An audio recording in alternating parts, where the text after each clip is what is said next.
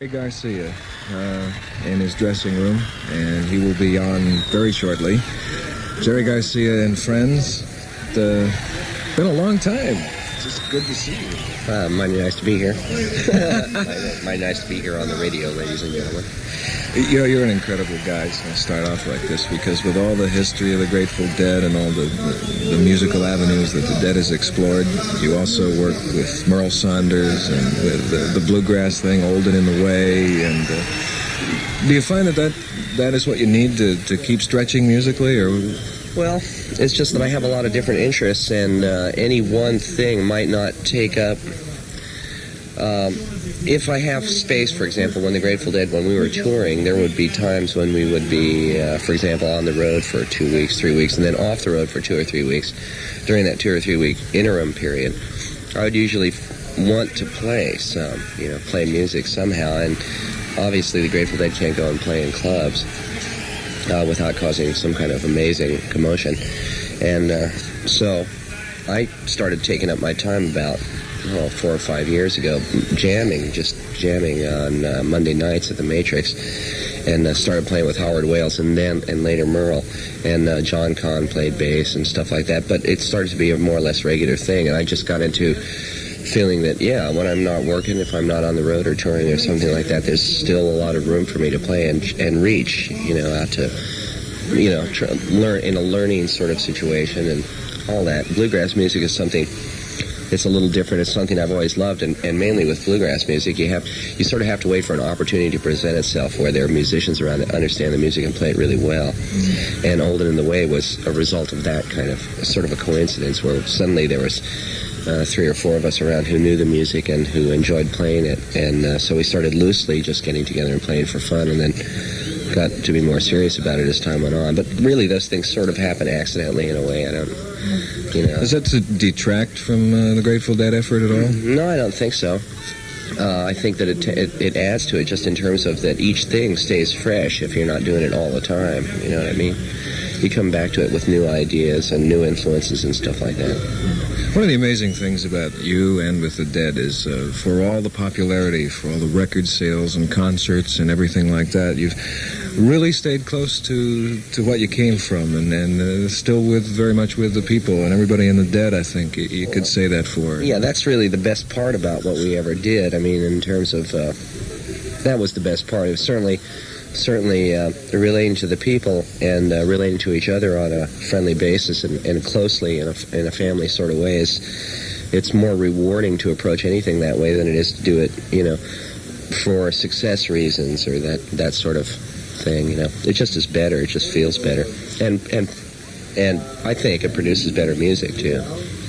On the subject of success and commercialism and all of that, I mean, I don't know if the commercial success of the Dead was an accident or whether it was by design. Well, it never really happened. I mean, in terms of commercial success in the sense of making a fortune or anything like that, we certainly never were that, and our effort has always been to sort of plow back the proceeds from our gigs back into expanding the quality level of the equipment and that sort of thing in an effort to improve what we're doing. That's where it's really gone in terms of the energy and the money that we've made, rather than distribute it to individual wealth, that sort of thing. That's just been our focus, has been that way all along, and that seems to work out pretty well. It also seems to be most fair in the sense that fans or people who are coming to hear our music are in a way promoting and paying for supporting the thing of making it better, which I think is a good, it's reciprocal, Well, you blazed into territory that most musicians fear to tread to when you started your own record company. Yeah. Let me ask you now, how, in retrospect, do you think that was a good idea? Well, yeah, I think so. I mean, for our heads, it certainly was a good idea. It hasn't been the world's most outrageously successful endeavor, but that's not the focus either. Again, that hasn't been the focus. Now that we're in the midst of a bone-crushing economic slump and all the rest of that stuff, we're scuffling just like everybody else is, basically, but we're determined pretty much, we're also expanding insanely enough in the face of catastrophe, so to speak, and now we're into movies. And oh, really? Yeah, we have a film company now that has 2 films. One of them is a film about the Hells Angels, the New York City chapter of the Hells Angels. It's being done by a guy named Leon Gast in New York City. It's a very fine movie, and the Grateful Dead film that we filmed our last 5 nights at Winterland there. Tell me about the Angels one. You said it was a very funny movie. It's good. It's I can't really tell you much about it. They've got millions of feet, but one notable episode was a time that Merl and I and Bill Kreutzmann and John Kahn played for the Hells Angels for one of their parties, where they rented sort of a ferry boat, the kind that go around Manhattan, you know. They rented a ferry boat, and they had this blowout for all these Hells Angels who came from all over the United States, plus all kinds of New York, weirdos and stuff like that, you know.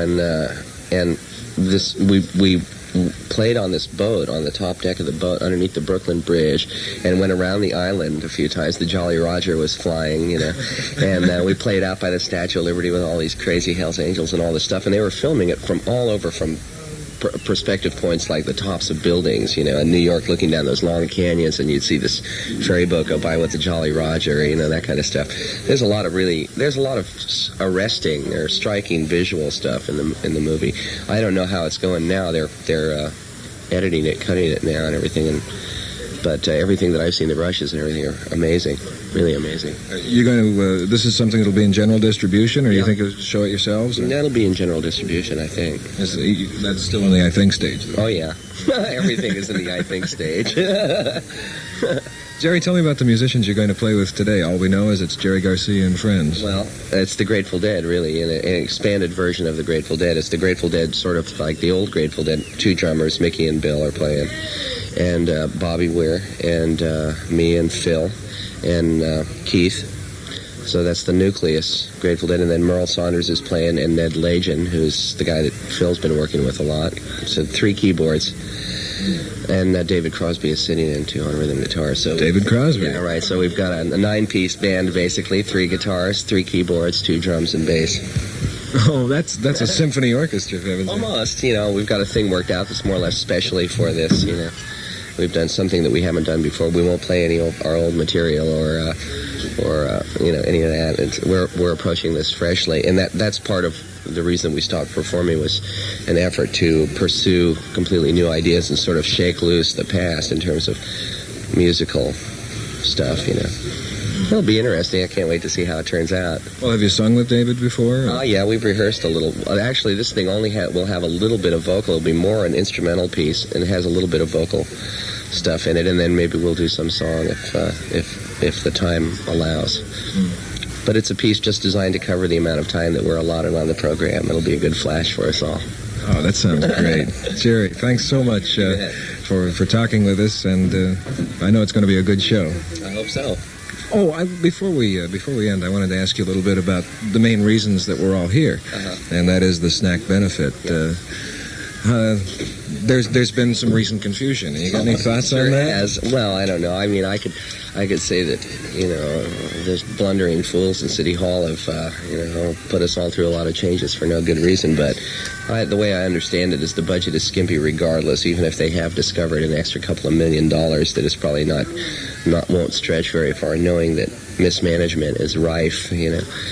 And my reasons for getting into it, or one of the reasons I agreed to do it, was just because I'm from here and I went to school in San Francisco. Not that I could say that I greatly benefited from the sports program or anything like that, but I'm sort of more interested in other kinds of extracurricular things that this money would also have to do with the music stuff and that sort of thing.